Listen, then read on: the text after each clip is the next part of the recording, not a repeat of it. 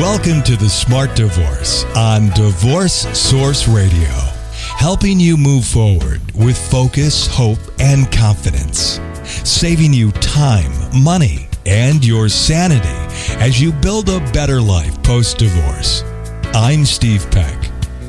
Deborah Moskovich, divorce consultant, educator, and author of The Smart Divorce, brings you the leading experts and researchers in the divorce arena. We'll also speak with those in the trenches, people who've learned from their divorce and how their experience has changed their lives. And they would tell you for the better. Divorce can be a beginning, even if it looks like an end, and rich in opportunity to learn and grow from. And on the Smart Divorce Radio Show, we'll explore how to create a positive outlook post-divorce life. And now, here's Deborah. Hello, Deborah. How are you? I'm very well, thanks. And you? I'm fine, thank you. We had a great show last time, and this is a follow-up to that. It's building on it. So last time, if you recall, we talked to Tim Wenzel, who's a protective security consultant who helps physically abused women physically leave their homes. It was like amazing because there's lots of great advice online, or people, seek out other information in terms of what steps you need to do to move out.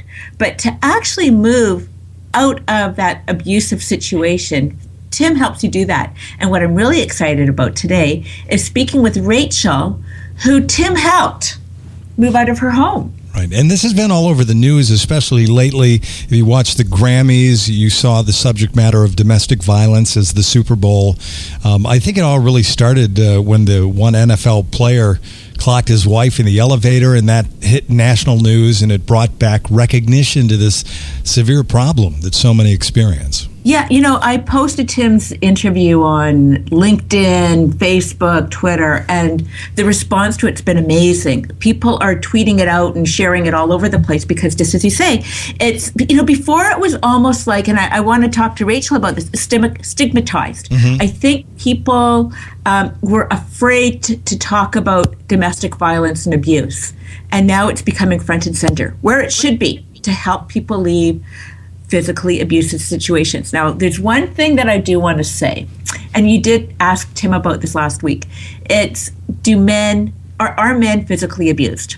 So, and the answer is yes. And when I posted Tim's interview on LinkedIn, there were a couple of lawyers that said, this just isn't a problem exclusive to women. So I want to acknowledge that, there are men that are abused. But, we're talking to Rachel and who's a woman. So I don't want to diminish any men who are listening and their pain.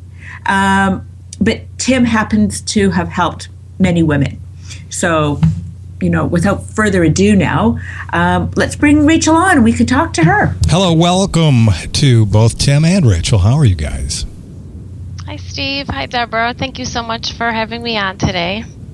Hi, Tim. Hi, Tim. Hey, guys. How are you guys doing? Great. This is So, Rachel, let's just start. Now you're married, because I want to offer like that hope and help and, and offer that strength that you have and had to really leave that situation. I mean, you were married for how many years? 10 years, the first time. And, and you say first time because now, like when you talk about the hope, you're now married to an incredible, supportive man.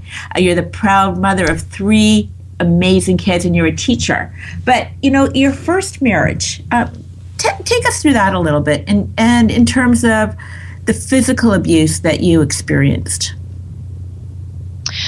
Well, Steve and Deborah, my abuse from my ex was more mental and emotional. However, there were drugs involved, alcohol, and he was addicted to pornography. So we had all those factors going on. In order to take the pressure off of himself and what he was doing, he became very verbally and mentally and emotionally abusive to me, including obscene names, blaming me for not being a good enough wife, telling me I wasn't living up to what God thought I should be as a wife. And that did escalate into a number of physical threats. He had years of martial arts experience, and there were times when we would be arguing, or I'd be putting pressure on him to change or get into rehab or counseling again. And to take pressure, he would tell me things like, I can kill you instantly and not leave a mark. Shut your face or I'll shut it for you. I did endure some slaps and pushes. He had me in the chokehold a number of times and in my face, yelling at me, really just enough to put enough credence behind his words that I am willing and able to really harm you. However, because the abuse wasn't overly physical, that made it hard for me. That's one thing that made it difficult for me to reach out for help. I wasn't being hospitalized. I wasn't going places with black eyes and a lot of bruises. And at times when I reached out to professionals, I was told that it's too hard to build a case without that physical evidence. But yet I was living in a prison of fear and terror because I believed he would follow through on those threats, especially when it came to the kids. When he would say. And did he threaten you in front of other people, or it was just saved for when you were in private? So that nobody could hear, like nobody could know or support you in any way? He was incredibly manipulative, Debbie. Even when we were in counseling, he was so smooth he would sweet talk even the counselors. By the time we would leave, it would look like my complaints were ridiculous and unfounded. Many people just believed he was this awesome, stable Christian, loving husband, and it was difficult to show others the scars and bruises that I had inside in my heart. And again, I felt like I was in a prison of fear, especially when it came to him saying, if you leave, I'll kill you. He would even threaten to kill the children so that I could never divorce him and have custody. I can't say in front of others, but it really stands out to me, him telling my children, Mommy wants me to leave, so I'm going to go kill myself. Oh, my goodness. Oh, that's awful. And how did your children react? Because they heard a lot of stuff, a lot of verbal threats and verbal abuse. How did they react to that? And how do you think it affects them today? Thankfully, our second child was very small, but my older son did hear and see more than he should have. And he is a very sensitive child like me and very intuitive. For a time, I felt like I should really stay in the marriage because I felt like it was the right thing for the kids. But when I started to see my son hearing his mommy being berated and insulted and it upsetting him and him crying and not understanding what's going on, it really made me think more about the future effects that this could have on my children, because little boys learn what they see and grow up around. Absolutely. You're a very strong woman because, Steve, we've talked to other people also in physical abuse situations, and it takes them a long time to get out. And people would say, and I wonder, Rachel, people have said to you, like, why are you staying? But it's not so easy to leave, right? To make that decision to leave. No, it's not, Debbie, and I agree. It's easy on the outside to say, why are you tolerating this? Just leave. And it's hard for outsiders to understand because when you've been abused for a time, you are emotionally beat down, you feel worthless, you have no self-worth. But there's a lot of other factors that contribute to staying in a situation that may sound legitimate.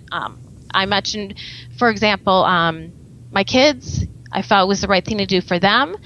I had never been on my own. I was raised by a very strict religious father, and to his biblical interpretation, a woman's role was to submit and obey no matter what. I struggled with the question, can I be a Christian and still divorced?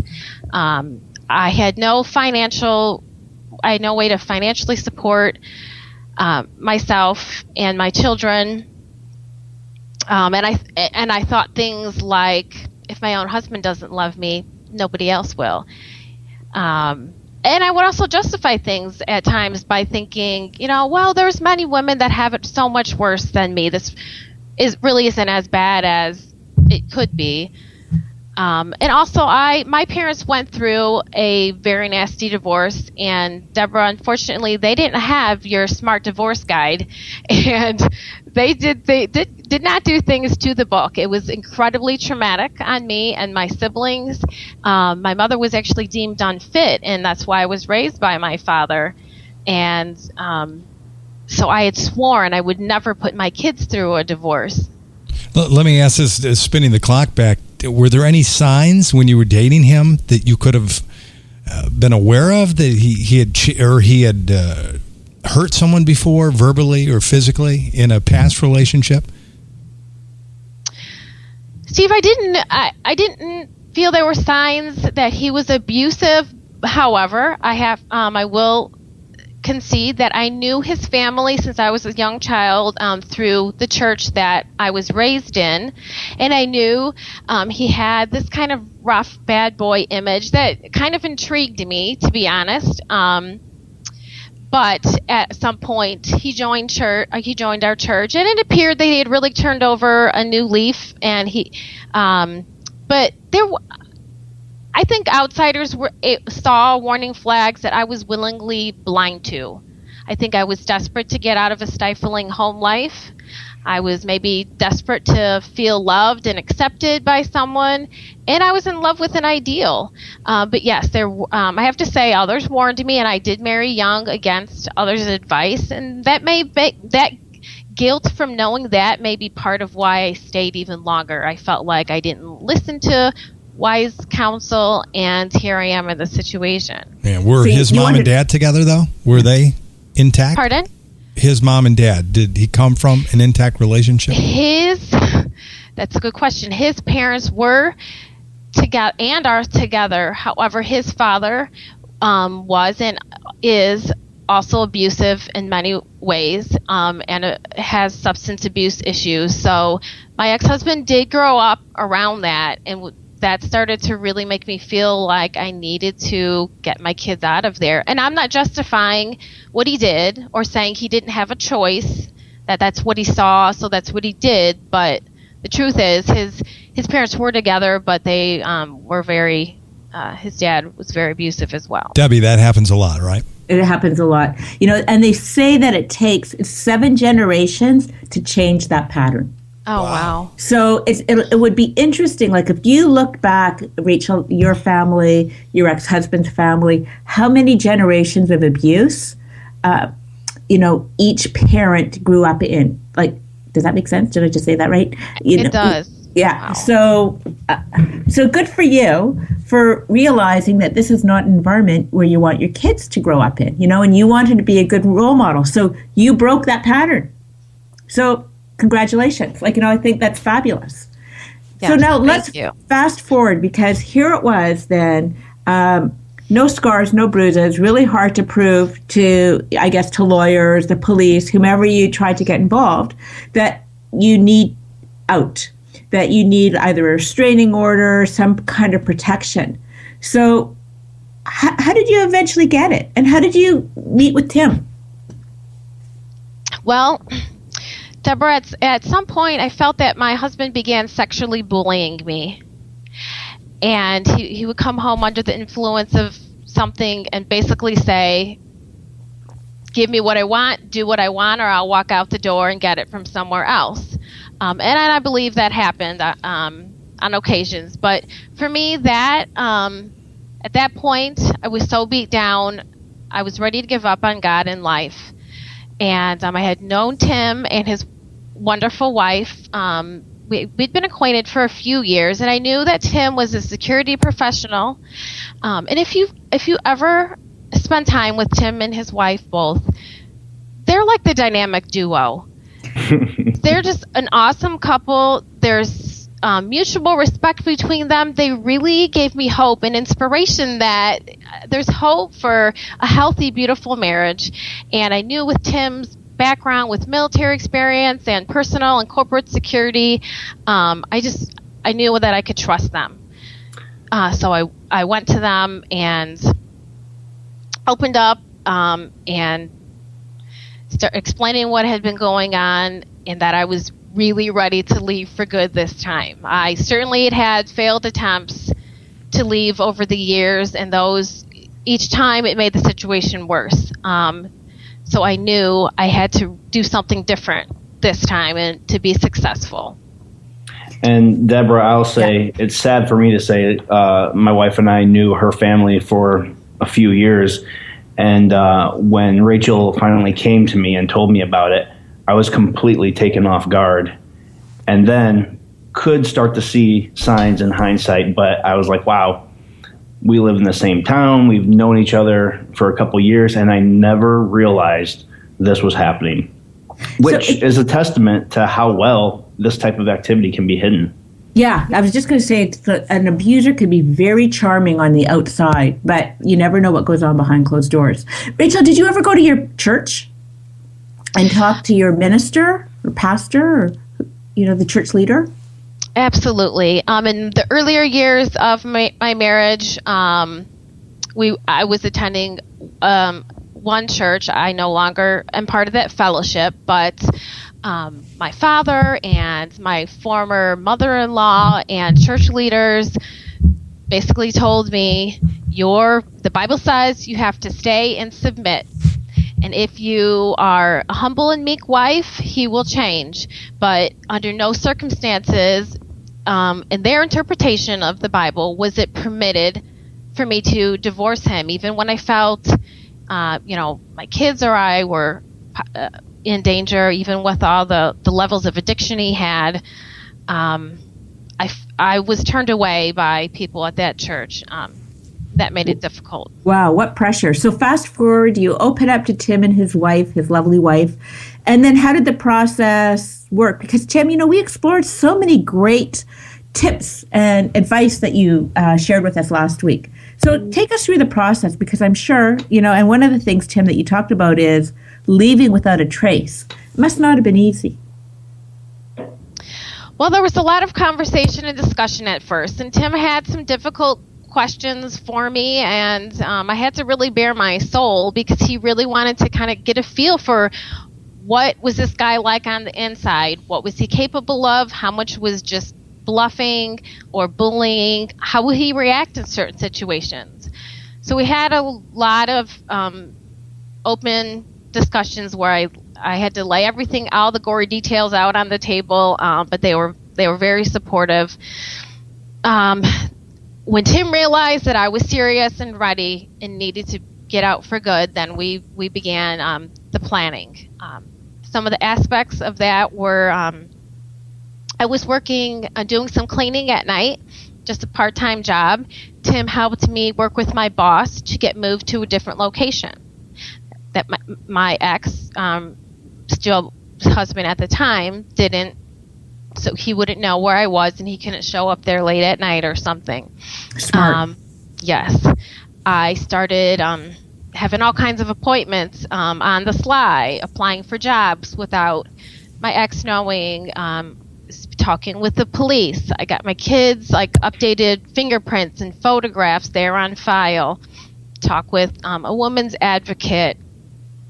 Probably the most important part is that Tim helped me find a home of some very trusted people that would be a safe place for us to go. As opposed to a shelter.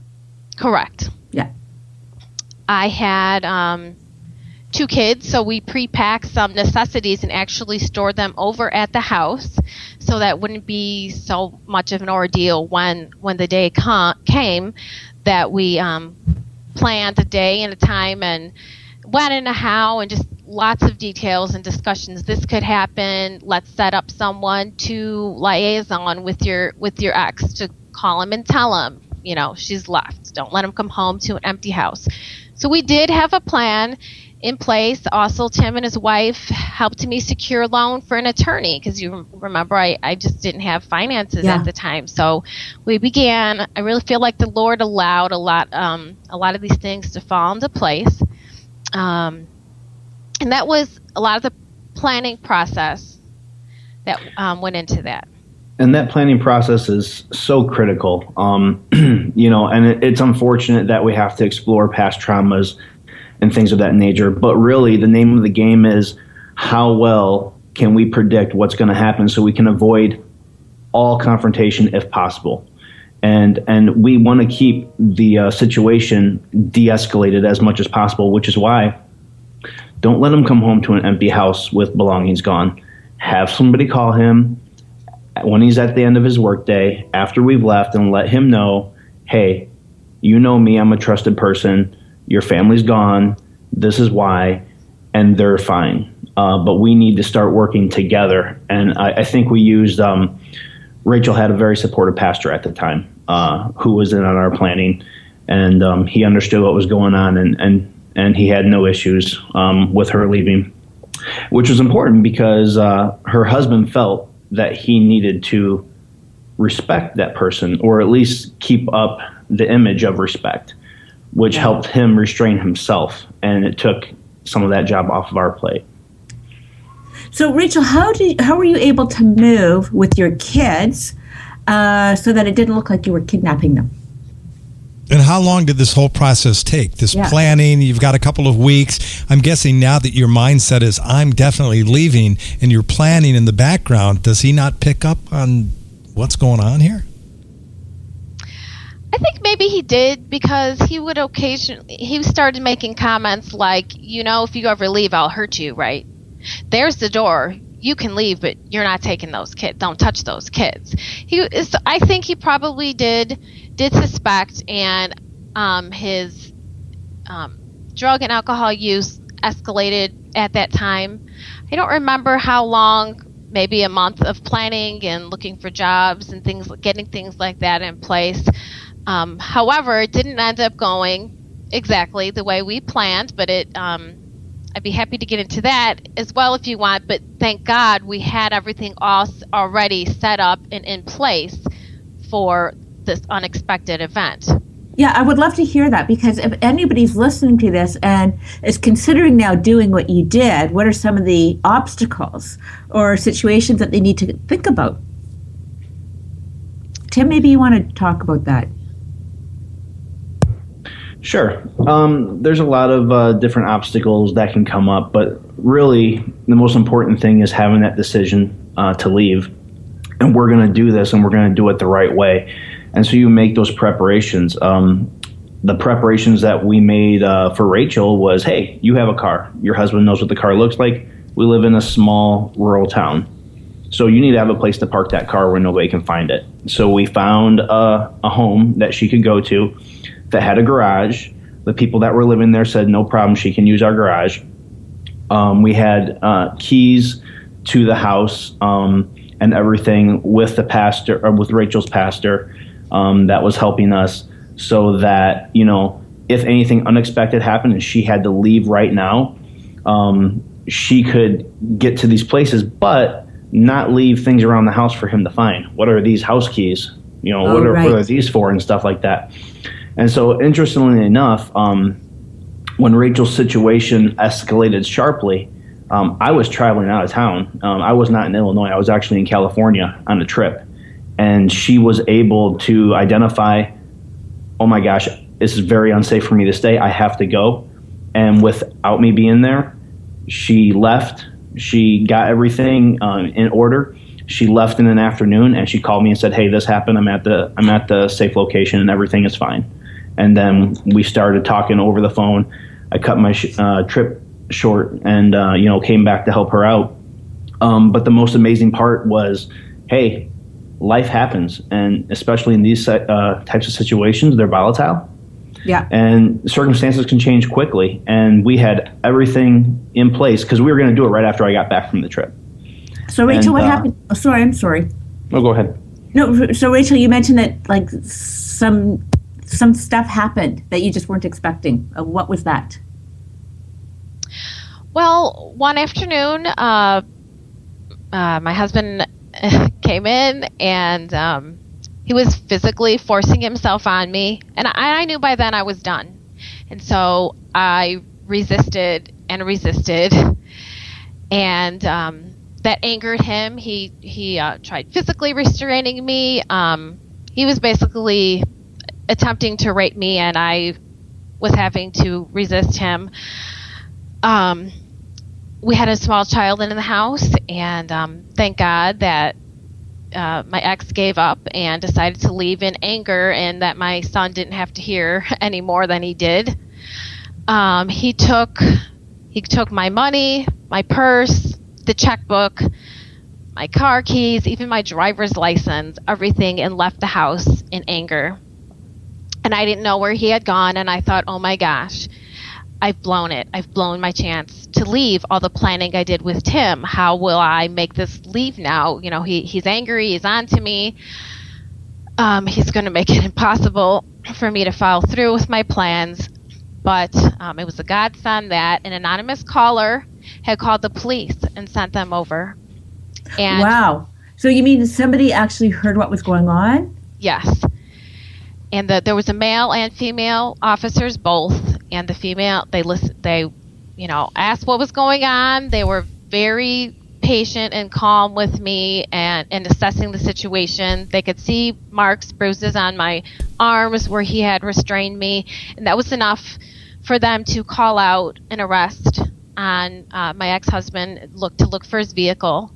The officers took me and my young child to the police station where I would be safe until they had him in custody.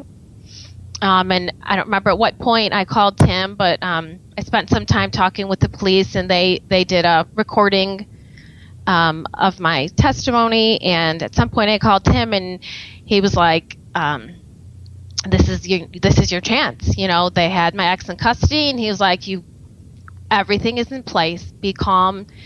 Get out now while he's in jail. Wow. So talk about divine intervention. Yeah. Yes. Right. Well, and Rachel also recognized when we talked, she was like, hey, so here's the deal. He's going to be in jail for the weekend until the judge can, find him or talk to him. I said, you can't stay, right? Like, this is your chance. You have to go, because when he gets out, it's going to get bad. And she already understood that because of the conversations we had, and said, yeah, no. We weren't looking for a short-term fix. We were looking for a long-term fix, and that wasn't something we were interested in doing, is putting him in jail for petty stuff, relatively petty stuff, over a weekend. Did you have a restraining order? Or did you get a restraining order at that time? Yes, I was able to get an emergency restraining order the very next morning. Now I know that's just a piece of paper. It's not a personal bodyguard. But it did give me, and my kids and I were at the safe house as well, and it gave me 2 full weeks of absolutely no contact allowed. That gave me the opportunity to get to a lawyer. I filed for divorce immediately and had him served immediately.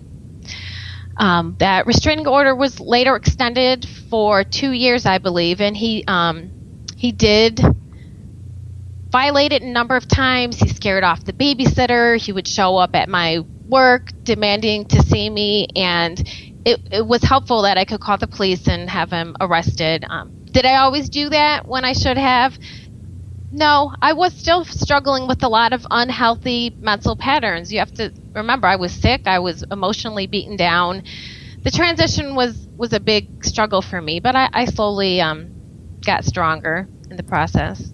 So I'm assuming that you didn't do this on your own. You had therapeutic help. Did you speak to a therapist? Yes, I counseled with a pastor. I had, after the fact, I had support group for my son that was old enough to really grasp some of what was going on. How old was your son at the time? He was 8, and then I had a toddler. Yeah. My girl was a toddler, so wow. It was, yeah. Good for her, right? I mean, it sounds like she did everything right. Yeah, exactly. And that's why I was, when Tim suggested we speak to Rachel, I was thrilled to have this opportunity, because, you hear the anguish, the mental anguish that so many go through, but you don't often hear how they left. You just, without the plan. And, Rachel as a person is a humble, meek, the quintessential lady. And so this really dispels the myth that, victims are weak. Victims aren't weak. They're actually ridiculously strong for what they've endured. They just need assistance. And once they realize, like, hey, this can happen, I can get out of here safe, I can start over, then that perceived weakness tends to subside, and right. and they get hope, and hope is all they need. You had a lot of hope, Rachel.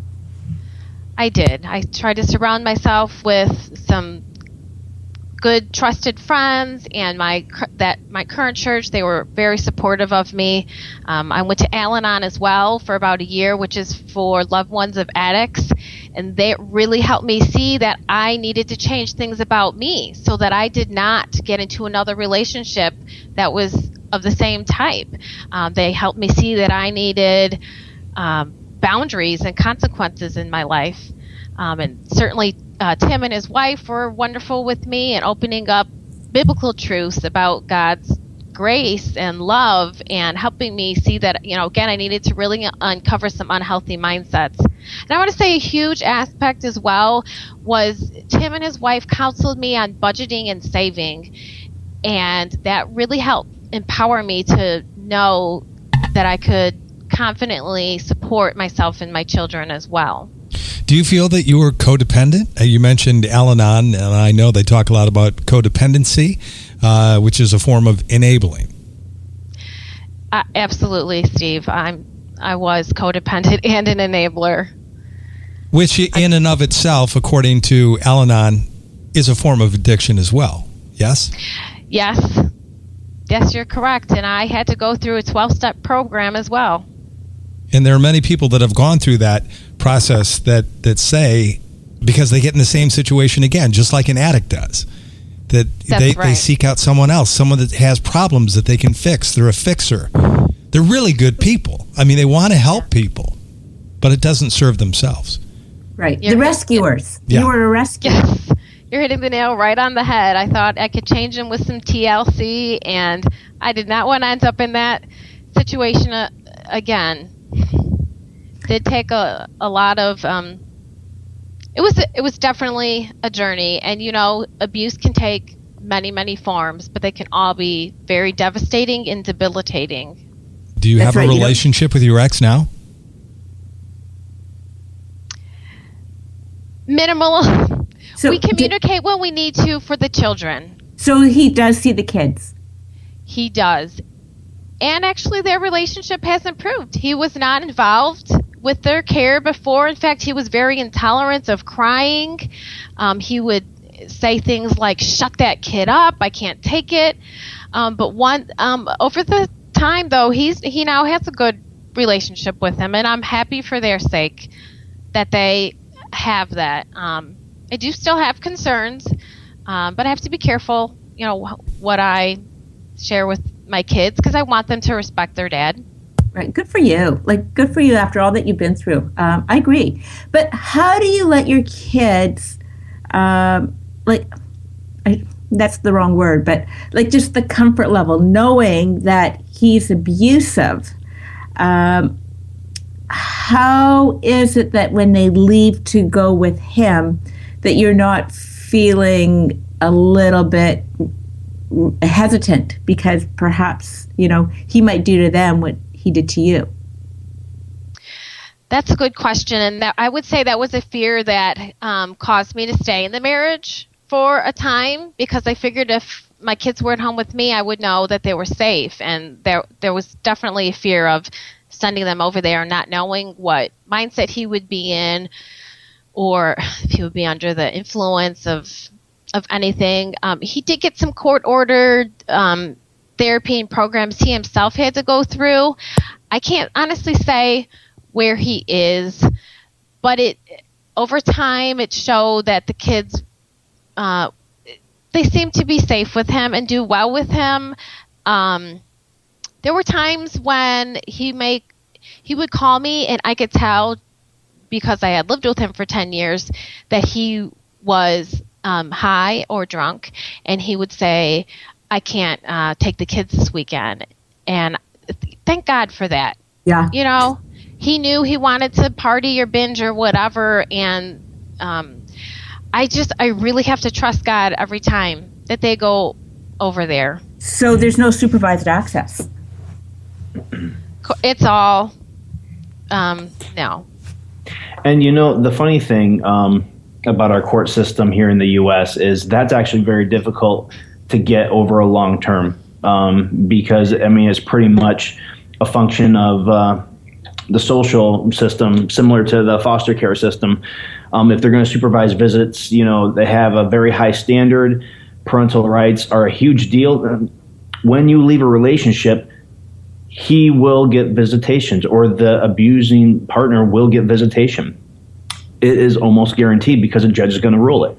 Right. However, you can still be involved in talking with your kids when they come back and finding out, hey, what'd you guys do, and things like that, because it is court ordered, but the court can also remove it if things are not appropriate. Well, dad was, sleeping the entire time, and he was doing this and doing that. Well, why don't you bring that up to the court, and they'll tell him, hey, you can't be doing that. You have to be present. You have to do things like this. And so in one way, it's unfortunate that visitation rights are usually granted so quickly, but it's understandable why. But it's a two-edged sword. Yeah. It's not that you're giving up your kids to this person for this time. They have to act responsibly. Well, bottom line is you want to make sure that they're safe, right? Absolutely. Correct. So, and I was basically told by my attorney at the time, we can't restrict visitation unless it's something drastic, like he has recently he gets a DUI and the kids are in the car. It was pretty explicit, and so sometimes it may happen yet. I don't know, but I've maintained contact with my attorney when I've had concerns and things, and we were pretty thorough when writing up the divorce papers as well, and including specific language. And sometimes a phone call or a threat or a reminder, I'm going to call my lawyer, or I'm going to take you to mediation. It's actually helped, and I can't say for sure, but I don't feel my kids have been in danger, and it's imperative that I keep communication doors open with my kids, like Tim mentioned, so that when they come home, that they're willing to share what's going on. It's amazing. So, your story definitely is one of strength and hope, and that life can change, and you can create a better life for yourself. What are some parting thoughts that you'd like to leave with our listeners? Let's start with you, Rachel, and then Tim. I'd love to hear from you too. I would love to tell anyone in a similar situation. And again, every situation is unique. There are many forms of abuse. I can't claim to understand everything, but I would love to tell anyone in a similar situation that you're beautiful, you are loved and valued by God, that you're created for a higher purpose. It's not your fault. You didn't do anything to bring this on yourself. Abusers have certain personality types, and they continue in their cycle. It is not someone's fault, but you need help. Seek help. It's just too bad everyone can't have Tim in their life. Yeah. Oh, that's great advice. And I really admire you that you changed the patterns in your life, so that you didn't fall into a second relationship that was abusive, which actually many people do, but that you changed it around so that you did find someone who is loving, helpful, supportive, and makes you feel safe. Yes. Absolutely. I am blessed, and I know that was a big concern of Tim and my other people in my support group, that I was going to fall into that again, and they were there to kind of help keep me accountable and help make sure I was ready. And when my current husband came along, it was just a godsend. He is. You're right. He cherishes me. He values me. And Tim, that's what you wrote about in the, one of the helpful tips in the SMART Guide, in the Smart Divorce SMART Guide. We talk about, how to leave an abusive relationship with a security professional. And one of the important factors you talked about is life post, and what does that look like? And one of the things is, how do you change your patterns? And if you're going to move on, like that's something that's critical that you really do need to work on. Yeah, and that's very true. And people need to actually plan this out to the end in their head, because for a lot of people, they think, well, if I can just get out of this, it'll be over. I'm sorry, but it's not. It's the beginning of something new. Okay? Yeah. And that can be a really, really, really great something new, or it can be a really terrible something new. But the good thing is that's completely up to you and how you do it. But I think Rachel can attest to, she followed a great process. We had lots of difficult conversations to where she wasn't happy with me afterward. But later on, she'd be like, okay, I can see where you're coming from. And I'm going to go and talk to, my counselor about this, talk to my group about this and see what they have to say. Because we kind of did a risk assessment of her life. Yeah. And which is really intrusive and really personal. And I feel like a terrible person for doing it. But if you don't do it, then you don't know why you got into the original situation. And it has a high percentage of just perpetuating itself. So the end game is not leaving. The end game is getting past it and moving forward with a successful life. And, I don't give any criteria for what a successful life is. All it means to me is that you're living on your own terms. You are directing your own life. You're happy in what you're doing, and you are not being abused any longer. And your children, if you had them and they saw it, your children are being taught what is acceptable in society and what is not acceptable, because that's a huge deal. Yeah, and then you could potentially be teaching them that the abuse is okay when it's not. Yes. I saw something really interesting today this is just so apropos. I saw this on my Facebook feed, that life is like a book, and just because you're in a bad chapter doesn't mean that has to be the end. That's good. That's good. Awesome. And healing is a journey that takes time, but yes, there is hope, and there's hope for tomorrow and a healthy, better, happier life. That's right. And for those listeners who really want to hear more about Tim's advice, please listen to the podcast, which will be which is on our notes. But also, he's got some great advice and tips in the Smart Divorce Smart Guides in one of the chapters. So please feel free to contact me at Deborah, DEBORAH, at thesmartdivorce.com. And I can be happy to ship you a Smart Divorce Smart Guides. I'm offering 10% off for all of our Divorce Source Radio listeners. And Tim, if people want to get in touch with you? I have a website, www.wenzelgroup.net. So it's WENZEL group.net. And there's an information email address available for you. And feel free to write an email to me and ask me questions and let me know about your situation. And, I'll help in whatever way I can. Unfortunately, I'm one person, but, we've done a couple of radio shows now, and maybe this will help raise awareness and make this something that is more readily available if we are able to gain support. So that right there is a great goal to reach towards. I know we'd love to clone you, Tim, but given that we can't, maybe other security professionals, maybe other people can reach out to security professionals and help them, and with your help you can guide them as well. And I think even if they're not able to find one or afford one, the message was clear to me today that planning is key. Yes. And not escalating the situation, right? Because that's what I think a lot of people do, Debbie, don't they? I mean, when they get in this situation, I think that there was a key piece of information here that you shared, and that was making sure that your husband didn't come home to an empty home that was just going to infuriate him and escalate the situation, right? So have a trusted person call him and say, look, this is what's happened. And of course he's going to be angry, but he's not coming home and shell-shocked. Right. And, you got to leave for the right reasons. Leaving is not revenge. That's not going to work out. Leaving is a means to a solution. And if you approach it with that long-term goal of creating a solution out of this, then you're going to head down the right path. And leaving at the height of an emotional outburst, those attempts usually are not successful. This really does take time and planning and considering all angles. Otherwise, you'll find yourself unprepared, lack of resources, and you'll go back home. Or in my case, he'll find you and take you back home.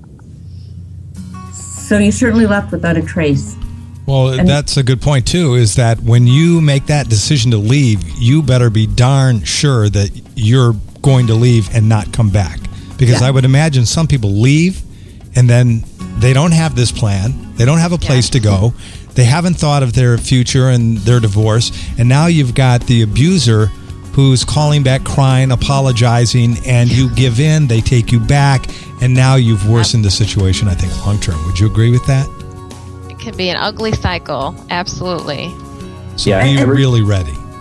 And it's going back to the same patterns. Sorry, go ahead, Tess. Every time you leave unsuccessfully, being an abuser requires a lot of strategy to keep the person there. So every time you leave unsuccessfully, they are going to make sure they make it more and more difficult to do so. Yeah, good point. Think this through. Yeah, it is a pattern. My ex went on to abuse his second wife, and she called me within months at wit's end, saying, "I think I'm going crazy. I need help." And thank God I was able to offer her what support and help that I could. But it's a pattern. Abusers. It wasn't just me. They don't. Right. It wasn't that I wasn't a good enough wife or pretty enough or nice enough. It wasn't just me. It was him. But I had things. I had contributed, and I had things I needed to change about myself as well. And you did. Yeah. So good for you. Well, thanks for being brave enough to share your story, Rachel. Oh, it's an honor, Steve and Deborah. Thank you so much. And thank you, Tim, for coming back on again and raising awareness. Hey, thanks for having me on. I really appreciate the opportunity. And hopefully together we can all help make a difference. And for more information on Debbie, again, it's thesmartdivorce.com, where you can find all of her great programs that she offers for you, as well as you're still doing personal counseling and things like that. Work with people all around the world. Awesome. So please feel free to call me, and I'll help you through. All right. Thanks so much, Deb, for another great show. I look forward to talking to you next time on The Smart Divorce. As always, I hope the program helped you. If you have a comment or question you'd like to ask us, we'd love to hear from you. You can leave us a voicemail on our listener line at area code 248-686-2256. Or drop us an email with your question or comment to divorcesourceradio@gmail.com. New programs are available every week on divorcesourceradio.com, as well as iTunes, BlackBerry, Stitcher, and all over the web. If you'd like to be notified when new programs are available, you can follow us on Twitter. Our follow word is Divorce Source. Also, if you're not listening from our website, I invite you to stop by divorcesourceradio.com, where you'll find a complete program archive. If you're looking for a specific subject, simply type it into our search engine, and chances are you'll find what you're looking for. We also have other resources available at our website as well. And while you're on our website, click on the Facebook icon and join the growing Divorce Source Radio Facebook community. Thanks for listening. Until next time, make it a great week and stay healthy. I'm Steve Peck.